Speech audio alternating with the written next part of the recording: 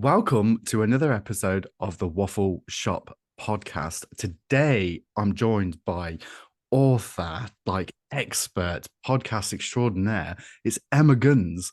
Welcome to the Waffle Shop. Well, thank you so much. You've also promoted me because as much as I may be in the future, I'm not yet an author. So I don't want to sorry. I don't want to sort of have this idea that there might be a book out there. But yes, all of those other things are absolutely 100% correct. And thank you for the lovely introduction. Well, we started off the call talking about Star Trek, so I feel like we're weirdly from the future. So maybe it's all tying Yes. together.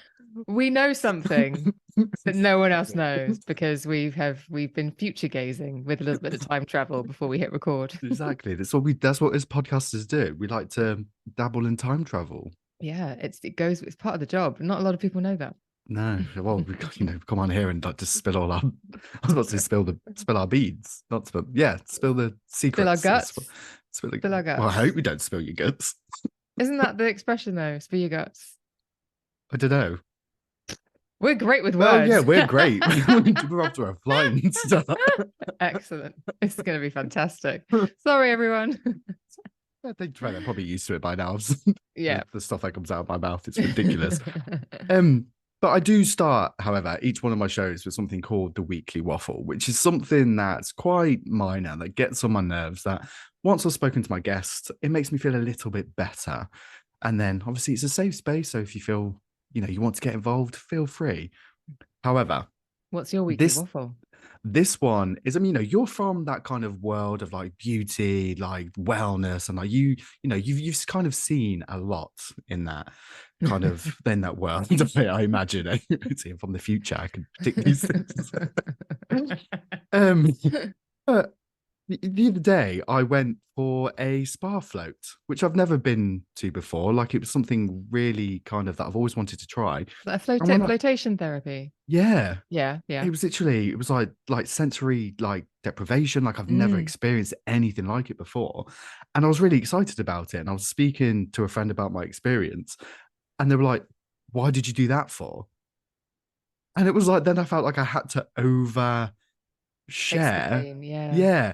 And I just felt like it kind of really annoyed me a little bit because I was just like, why, if something works and we want to try something new and stuff, why are we having to over explain like why we want to do something? Like it put a smile on my face. That should be it. Well, that's your I would offer that perhaps because I do exactly the same thing.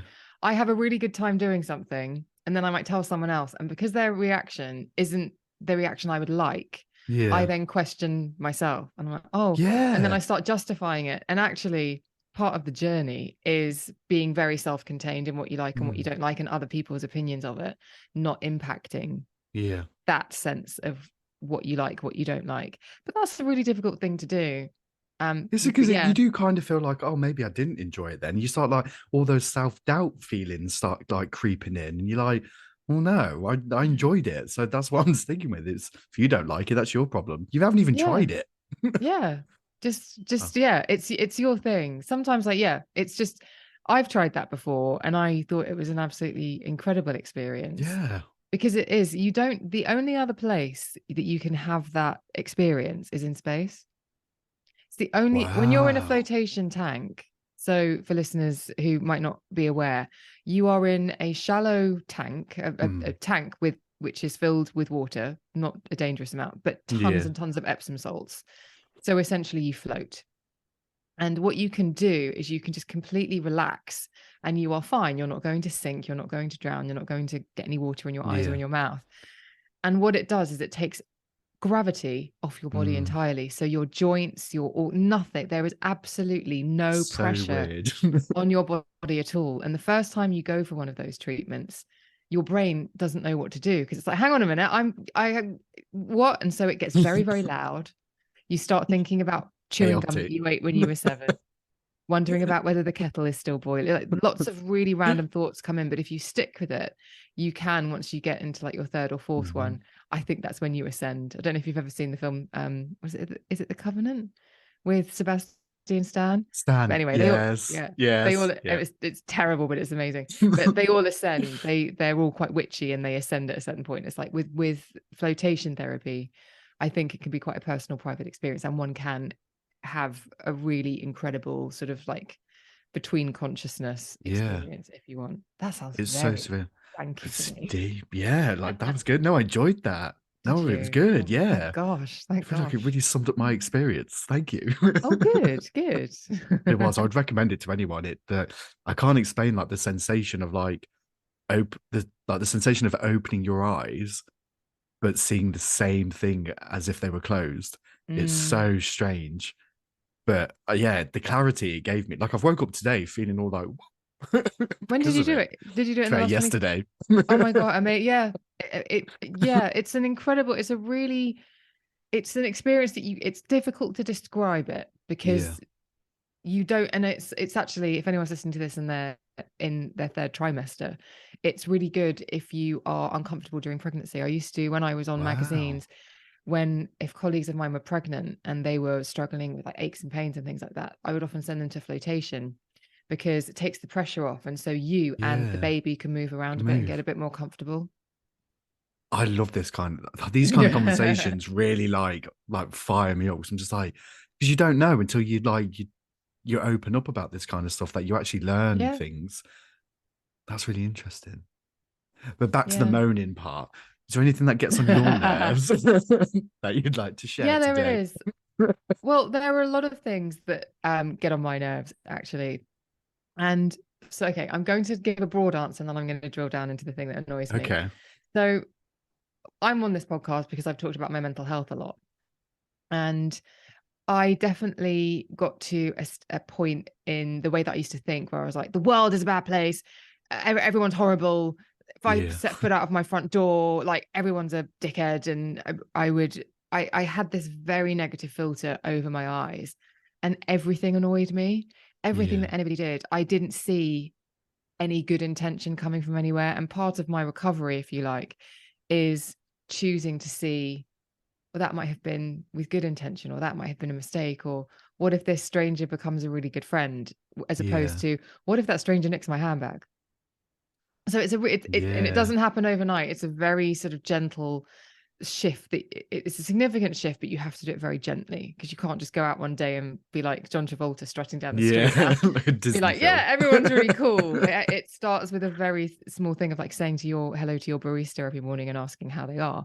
Whereas Yeah. before you might have thought, oh, are they going to hear me? Are they going to get my order right? And, which is what I used to do. Like, oh, they're going to Yeah. get my order wrong. Not because I thought they were, but just that was just my mind was very, very negative. So bringing it back to what really bugs me, it's people beeping their horns unnecessarily in their cars Yes. because it's an outward expression of anger that 90% of the time isn't required. If you're like doing a beep beep, you're about to reverse into me, fair dues. But if you're doing a wanker, you just Yeah. got in my way, then I think that to me, when I hear car beeping, and you can tell when it's just it comes from that place of trying to tell somebody off. For me, that's just a very loud cacophony of not dealing with what's in front of you very well. Yeah. And I was in a taxi last year, actually, lovely taxi driver. And on the way there, a car pulled out in front of him and it was a definite error on the other driver's Yeah. part. And he was a taxi driver, been driving taxis for a very long time. And about 5 minutes later, I said, I know this is going to sound really weird, but I really appreciate the fact that even though he was catastrophically in the wrong when there could have been an accident Mm. there, you didn't beep your horn. And he said, oh, I learned many, many years ago, you never do that because if it stays with you. Don't share your anger with anyone else and don't let anyone else's anger in. And I thought, you, my friend, are Wow. my new mentor. So it's just a thing when I hear it, to me, I think if you just took that beat to think about whether you needed to beat the horn, Yeah. half the time you didn't, I would imagine. That's a good one. I actually really enjoyed that. Okay, thank you. No, because it is though, isn't it? And I think you can apply it not just to, and because it always makes me jump. Yeah. I'm just a very Are nervous you an person. HSP? Are you a highly sensitive person? No. Oh, well, No, no, I you, am. Yeah. okay. Yes. Yeah, same. Yes.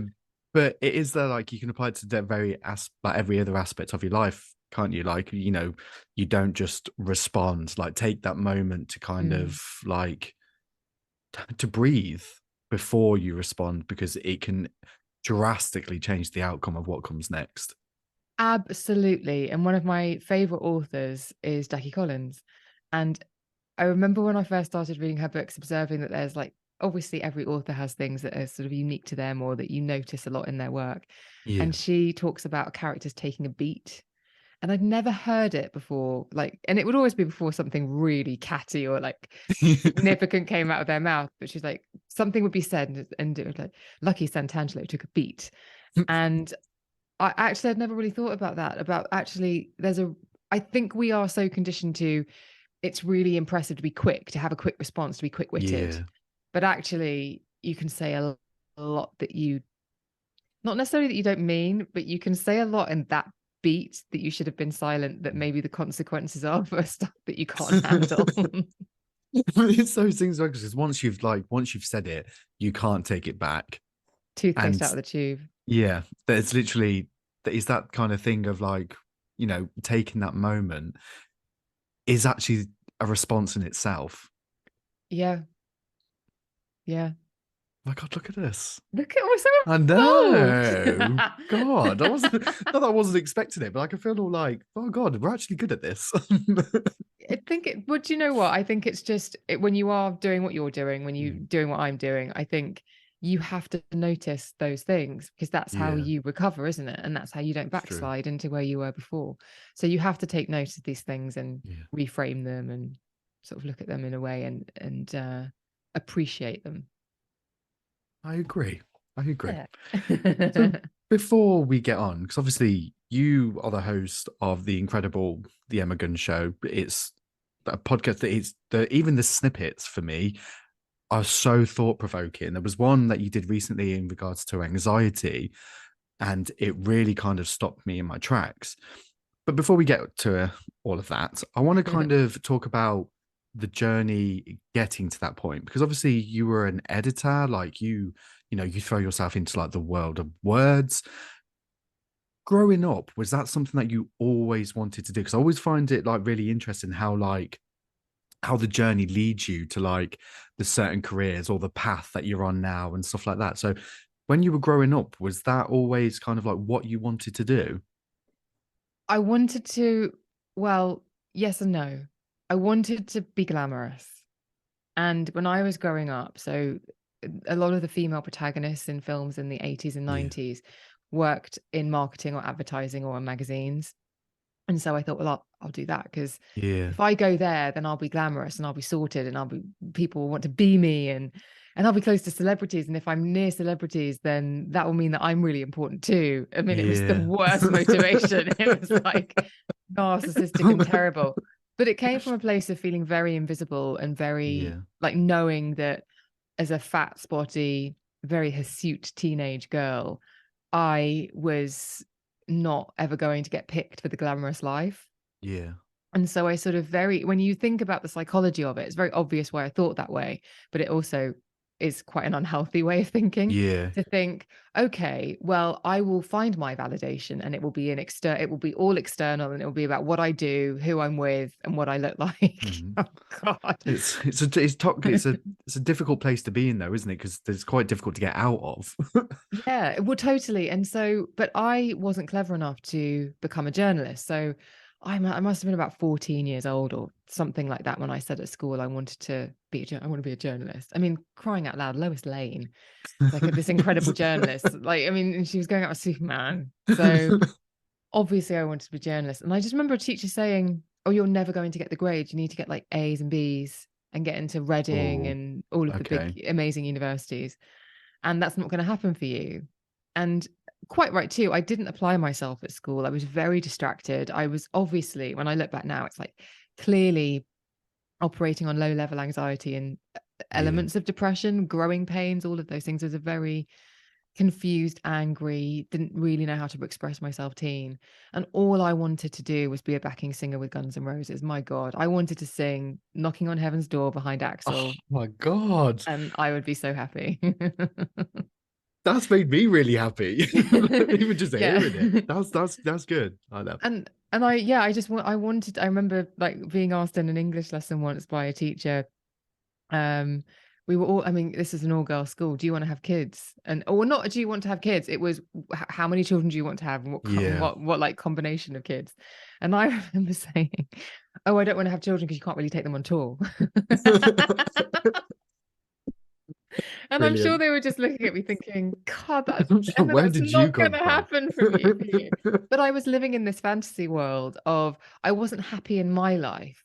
So I Yeah. actually was more present in MTV and in my so-called life and watching TV show. I was Wow. way more emotionally present in a reality that didn't exist than I was in my own life. It was kind of like a displacement, a disconnection, if you like, which Yeah. I can look back and sort of see now. But at the time, you just don't know. And so I resigned myself to the fact that I wasn't going to become a journalist. And I don't know how I really felt about that, but I think with anything, you just kind of get on, don't you? And fast forwarding, I was left university, got in by the skin of my teeth, did a degree, and I feel bad saying this now because it's so tough and so expensive with university. But back when I was a teenager, in days of yore, it wasn't that challenging to get in and do Yeah. a degree. But I feel terrible saying that. Anyway, I got a sales job and I was earning decent money for a graduate. And I just remember a couple of events happened and I just thought, but if this is it, this is terrible. And I Yeah. don't want to do this. And the building that I worked in was owned by a guy called Richard Desmond, who owned OK Magazine, among many other titles. He subsequently went on to buy the Express newspapers Yeah. and had a massive raft of titles. But OK Magazine was his baby. And so we were on the ninth floor, they were on the second floor. And every morning I'd get in the lift and I would punch 2 and 9 because I'd want to just open the doors and be like, just imagine Yeah. if I walked out. Anyway, I decided to leave my job, knew the girls on reception really well, had made friends with them, always talked about beauty products with them. And they were like, do you want us to put a good word in with you and the editor? I was like, yes, please. Yes. But it was about 2 years later, I went away, worked on local newspapers, did a postgrad in journalism and said, look, is there any way you can get me a work experience? And then I did four stints of work experience. On the fourth one, I was actually covering for the editor's PA while she was on holiday, and the beauty editor resigned and they said, do you want the job? And I was like, do I? And so Wow. it was very fairy tale, and it was Yeah. this incredible, it was an incredible kind of, I got my dream job. Do But you it with that kind of stuff, like, do you believe in like manifestation? no. Because that kind of stuff, like, if you, I mean, I don't believe in it either. Like, I feel like it's a bit hocus pocus kind of Do you not believe in vibe. it because I said no so emphatically, or do you not believe in it? Yes, yes, because I literally, you're my idol now, Emma. No, I don't. I feel like a lot of this kind of stuff comes with like hard work, determination, and kind of like owning your craft and stuff like that. That's what I believe gets you to where you want to be or who you want to be. I mean, Preach. obviously, everyone obviously deals with very different things, but I just don't understand how kind of speaking something out into the universe will then give me that. Like, I don't know. Like, I'm very different. Like, everyone believes what they want to believe. Hmm. But today you answered the question. Next question. Well, no, but if I may, the reason why I said no so emphatically is because I am very bothered by all of the things out there that wrap themselves up as being helpful Yeah, and aren't. And I think manifestation is something that is predominantly aimed at women. If you look at the way things are at the moment in terms of self-help and health and yeah, well-being, and you look at how it's marketed to men, it's like, oh, protein shake. Oh, we're going to live yeah, forever. Strength train. Oh, I sleep 2 hours a day and I have a coffee and then I have a nap for 15 seconds and then I'm revived. And it's like, what? And then you look at what's packaged at women and it's pink, it's fluffy, it's crystals, it's yeah, think it into the world. And it's just so disempowering yeah, for both genders, but it's just so disempowering. I believe that saying what you want or understanding and having clarity about a goal is great. So if that's what manifestation has as its core, then yeah, I'm totally aligned with that. But I think that you then have to work really damn hard, get really good at what you want to do. You have to network. You also have to be really reflective and say, right, am I good at this? What are my strengths? yeah, What are my weaknesses? There's so much that goes behind that just saying, like, if I said I want to, I don't know, win Wimbledon, it simply isn't going to happen. Doesn't matter how much Yeah. and it doesn't matter how many times I pick up a tennis racket. You Do you know what I have mean? to put the work in. Yeah. You have to put the work in. And I think there's this sort of, and again, coming back to films in the 80s and 90s, I think there was this sort of trend for people who were innately brilliant at something, who just needed their opportunity to shine, and then it would all Yeah. be fine. And that's great in a film, but it isn't It's not real real. life. Yeah. And so you could be naturally good at something. Christina Aguilera is an incredible singer. Like, she has the most wonderful vocal range. Lady Gaga, incredible singer, Yeah. incredible vocal range. But I mean, one of the things I like to do in my spare time is watch vocal coaches react to singing on YouTube. And when you I watch feel like we're the something, same person. I know. I knew when when you it's live performances and they're like, oh, I wouldn't have done that. that was a choice. Oh Yeah. yeah. But when you hear a vocal coach say, okay, if you take these two performances of the same song 5 years apart, you can see that Lady Gaga has worked really, really hard on her voice, because the way that it's so much stronger now because she's using a different technique. Yeah. And that, I think, the idea that you're just amazing and it just happens is really, it's really dangerous. Yeah. I don't want to project onto people, you know what, if you want something that's going to be really tough work and toil and it's going to be really difficult and it's blood, sweat and tears, there is obviously a sweet spot in between. But Yeah. I feel this sort of serving up this, if you want it, you can have it. The universe will give it to you. Yeah. It's like, It yeah. doesn't work. And to be fair though, and I'm gonna kind of back like it's again just obviously it's personal opinions, but I'm backing up everything that you just said. Because as much as obviously we've just kind of condensed that journey to get into that like editor position, I imagine there was a lot of, you know, difficult times. There was a lot of like, am I doing the right thing? The self-doubt, all those kind of things that probably weaved all the way through to that point. And I feel like it's that kind of journey that I'd be more proud of, those hard times and those kind of obstacles, rather than standing there saying, oh, I manifested this. Because that to Right. me says like, well, oh, I can do anything if I just speak about it. Like, no, you put the hours in, you did the hard work, you got yourself to that point. And Yeah. that to me is far more admirable and kind of proud worthy, I guess, than the whole manifestation conversation. 100%. And actually, I would say this, I'm under no illusion that actually there was friction to get that Mhm. job, but it was quite smooth. And Yeah. on paper, I should not have been given that job. The reason I got it fundamentally is because I would do it for a lot less than anyone else. Yeah. But actually, what that then meant, I think, is that it was quite a difficult job for Yeah. in this. Okay, no, when I did it, it was like I'd always done it. I felt very much like this is where I'm supposed to be. That's fine. But Yeah. I think because I always felt like there was a sword of Damocles hanging over my head, that I Yeah. shouldn't really by rights have this job, I put a hell of a lot of pressure on it and almost sort of self-sabotaged it the entire time, Yeah. which How is do not you great. obviously I experience this when it comes to like the whole podcast world. Like you kind of there's a constant conversation about comparison and all that in every aspect of your life, every aspect of career. Like everyone kind of feels it at like different levels. When you got that job, was there anything like that? Like, are they gonna find out that I might not be able to do this? Like, how did you well, no, I'm not gonna put words into your mouth like that. Obviously, you might not have felt like that, but how did you navigate like through that kind of self-sabotage and those thoughts? Yeah, that's really interesting. I think because the team there I had built up a relationship with and they knew me, Yeah, I didn't really have any of that within the office. There were definitely people in the office who didn't want me to get the job because I was the work experience girl who definitely shouldn't have got the job. yeah, But I am pleased to say I think I proved to them relatively quickly that even though they might think I'm a knobhead, yeah, I was capable of doing the job. I think where I struggled, but I didn't have a mentor. So my yeah, job was very outward facing, appointments all the time. And I had no clue on how to have appointments with PRs and people. yeah, And so I would go to things and I remember the first ever lunch I went to. I thought I had a lunch hour. So I was like, well, I've got to get there and be back within an hour because that's a lunch hour, Yeah. right? Because I was so green, I didn't know that, no, if you've got lunch, you go to the lunch. And if it's 4 hours, it's 4 hours. Because that to me was Oh ridiculous. Like, wow. yeah.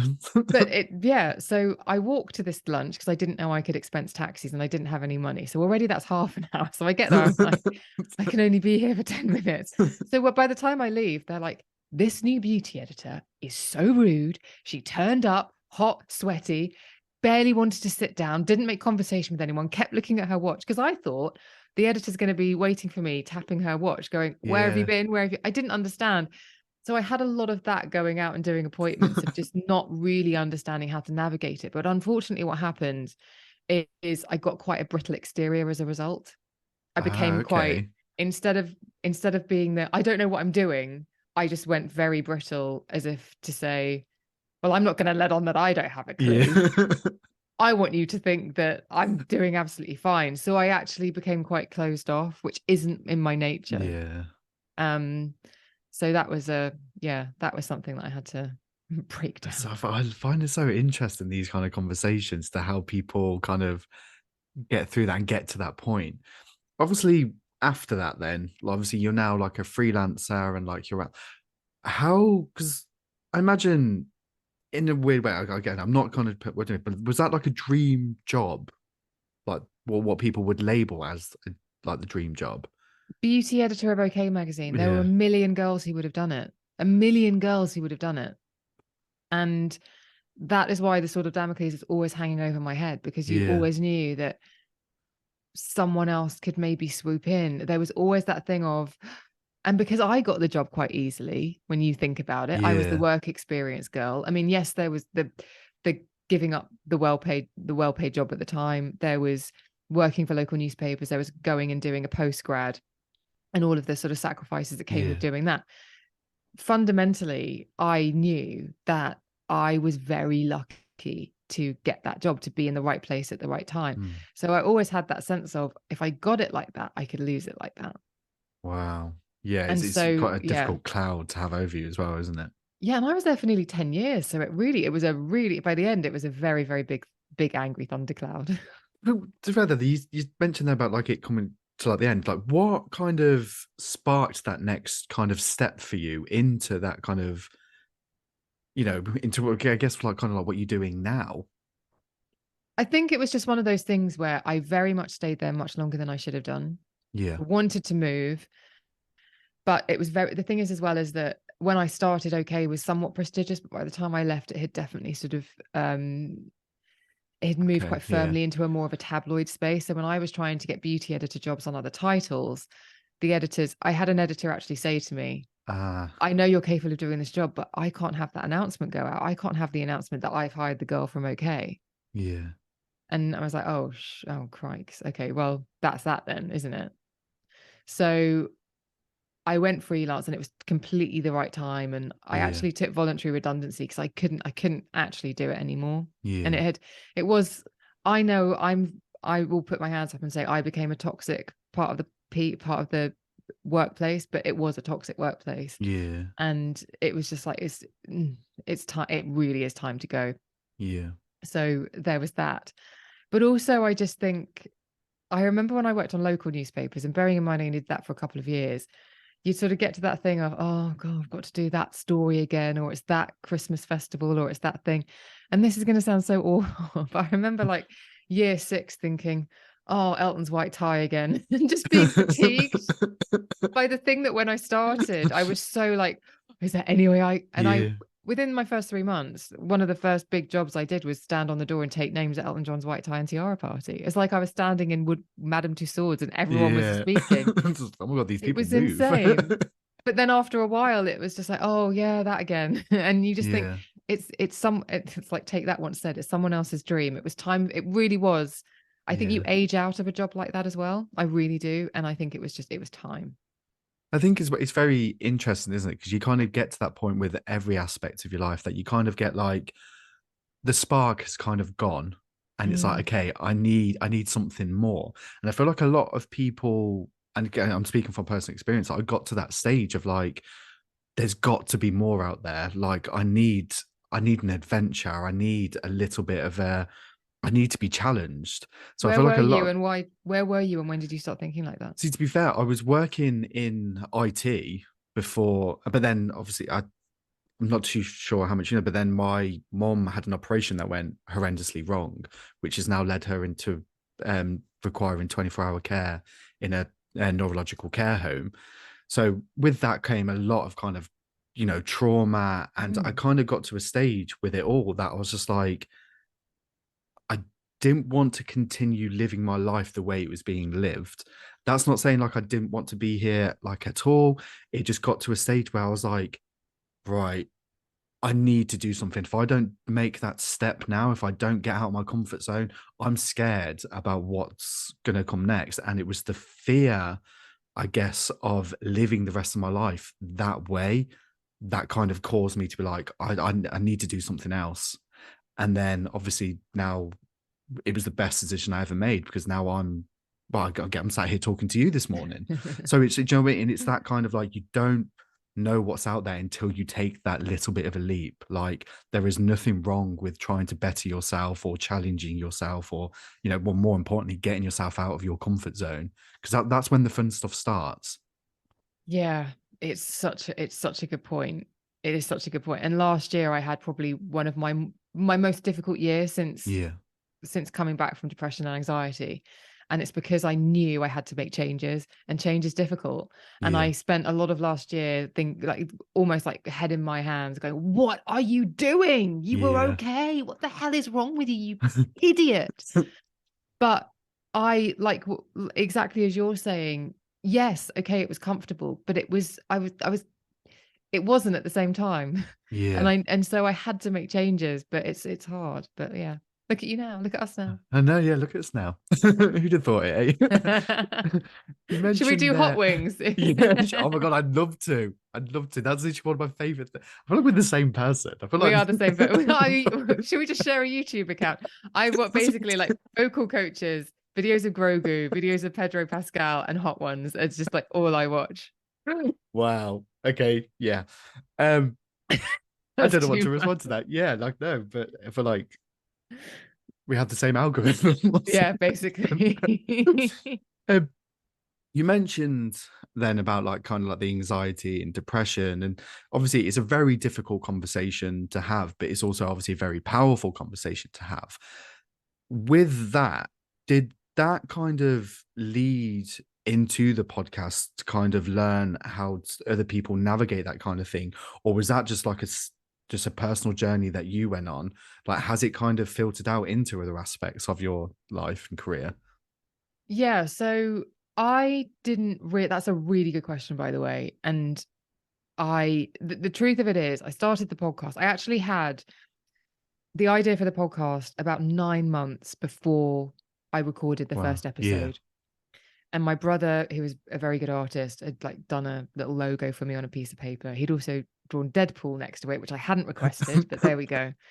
Um, so I've still got that somewhere. But I'd had this idea, but I wasn't because actually it's probably the first thing I was doing on my own. Yeah. It was actually and I was so worried about people laughing at me, criticizing me, minimizing my experience by like you and your flotation. I really enjoyed Mm, flotation. Did you? Why did you do that? When I first used to say to people, I'm starting a podcast, they'd be like, why would people listen to that? You do beauty, it's visual. yeah. It was just immediately shot down, Dismissed. Yeah. completely shut down and dismissed. And there were other things going on in my personal life at the time, and I was very much coming very close to like Yeah. a breaking point that was really required because essentially so I started the podcast, but about, I don't know, six months in, I think I properly had a breakdown. Wow.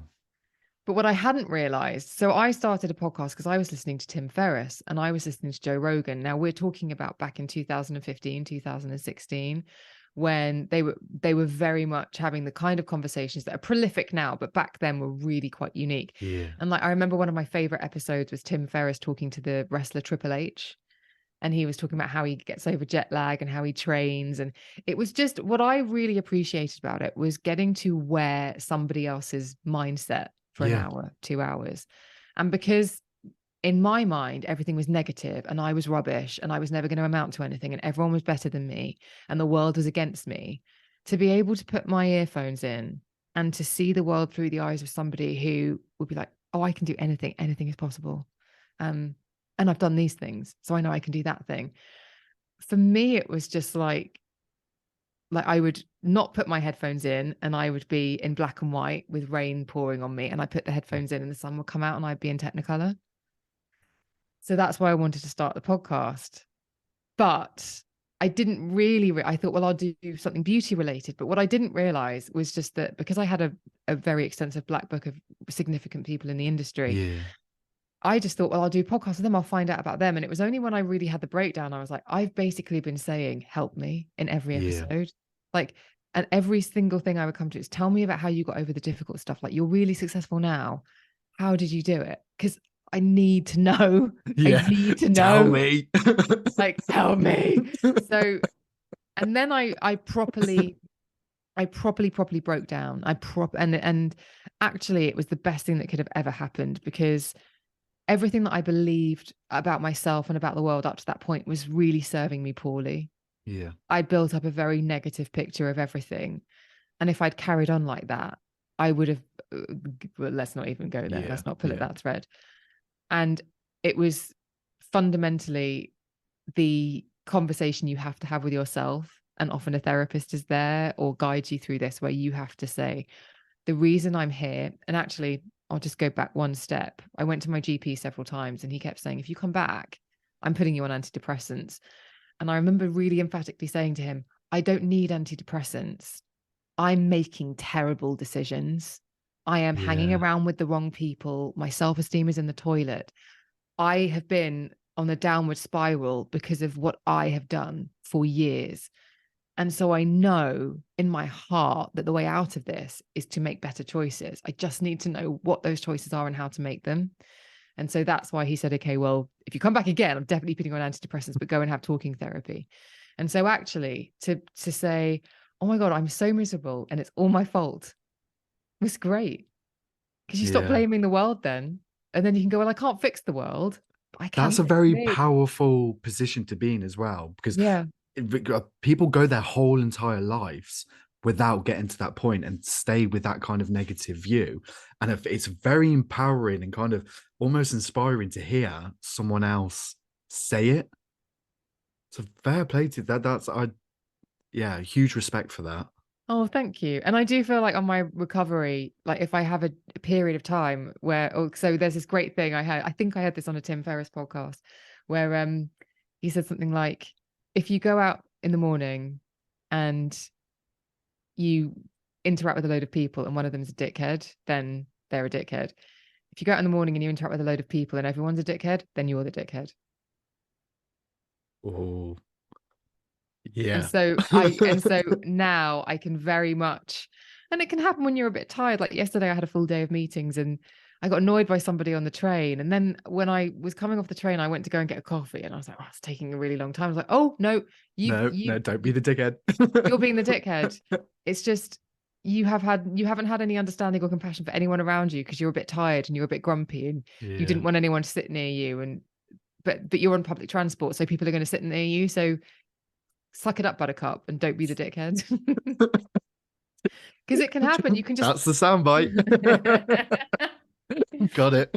you can use it with my pleasure. So yeah, so I do think that it's kind of, look, don't get me wrong, things do happen Yeah. and crappy things happen to people. But equally that a lot of it is on you, the Yeah. individual. So that's where I try to come back to. It's like these interactions with these people have been really poor. Is it because they're a wanker or is it because I'm a wanker?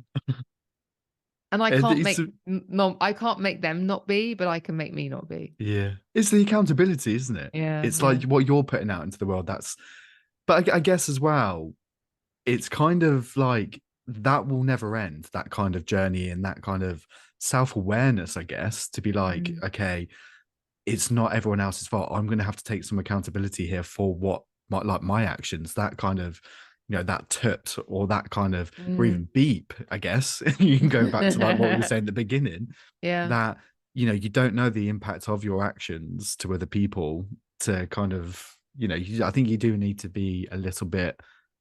I mean, a lot of self-awareness obviously can be seen as a negative thing, but it's also quite a very powerful thing to have. How you use it, isn't it, Taylor? Yeah, it is. It's how you use it.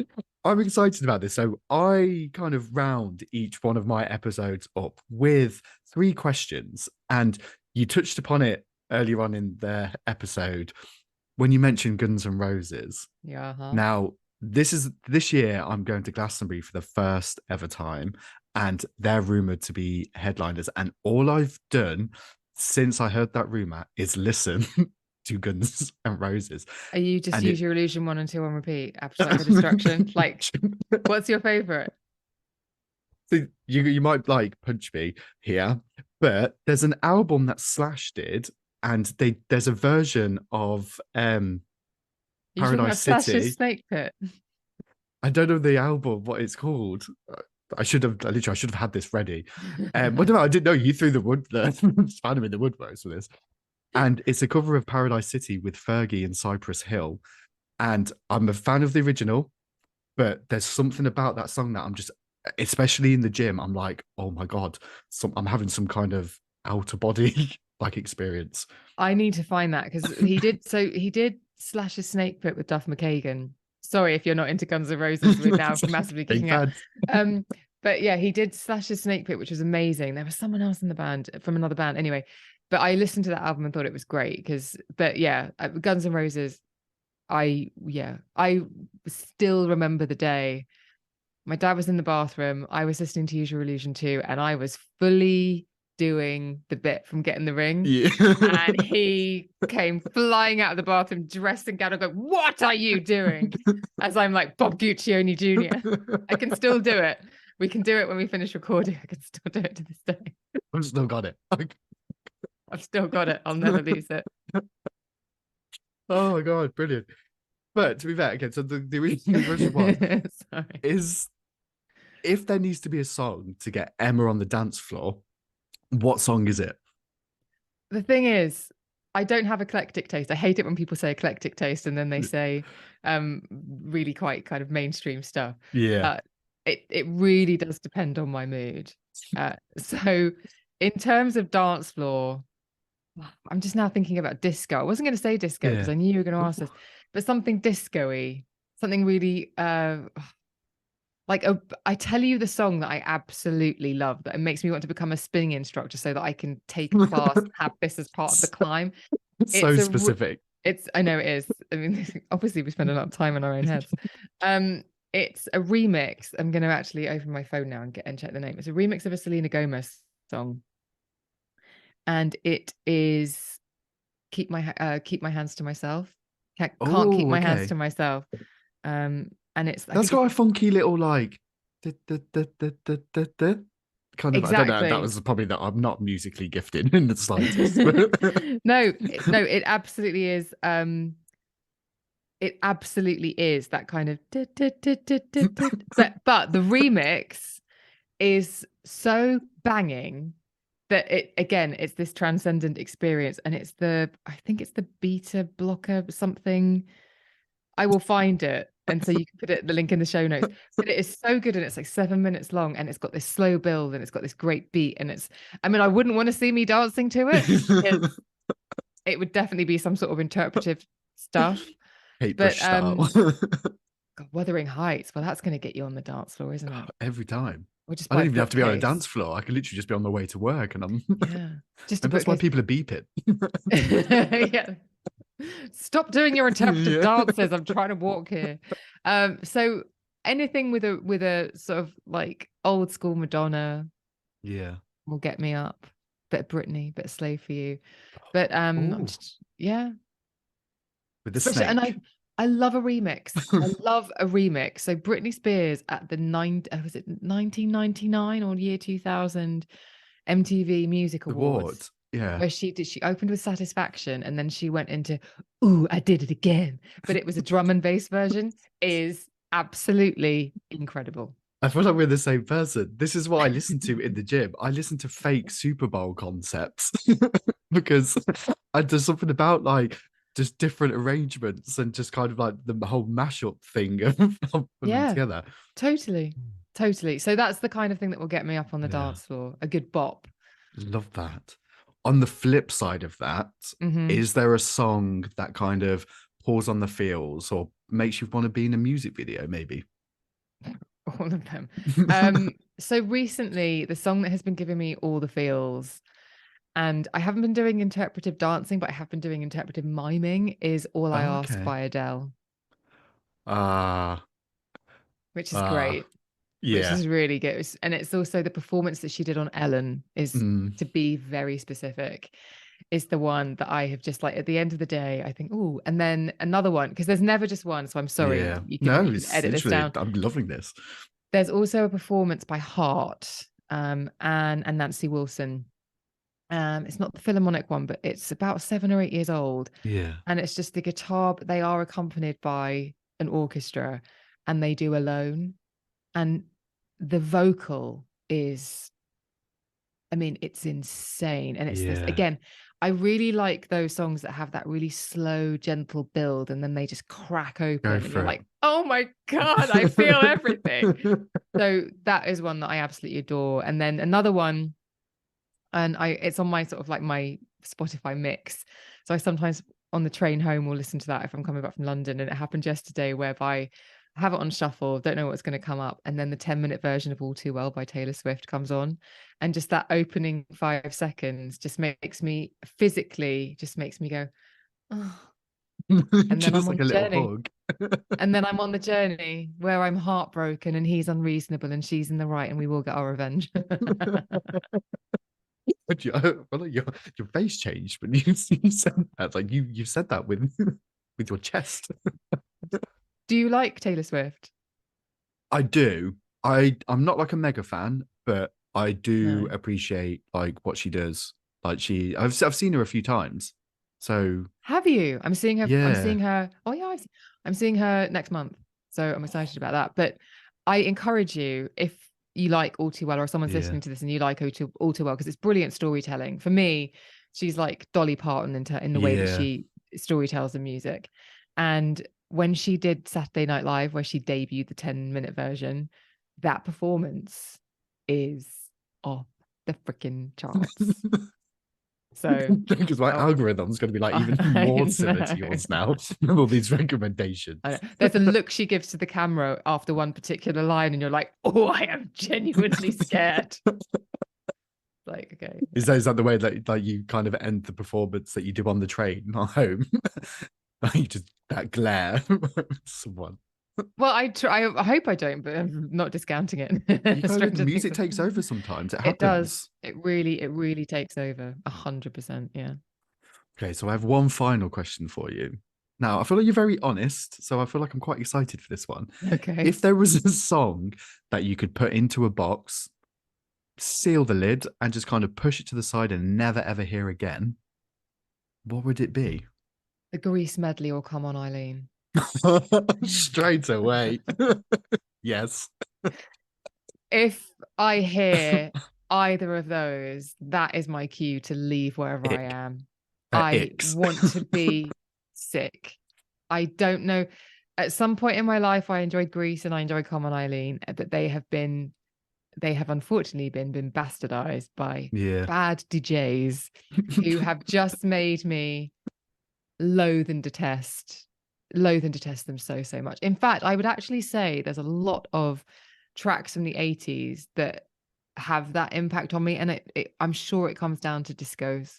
Legend. Honestly, you've made my day. So Yeah, thank you for likewise. joining me. Have an excellent one. I'll speak to you in a Yes. couple of minutes with the Selena Yes. Gomez reference. All right. Mwah. Speak to you soon. Bye. Bye.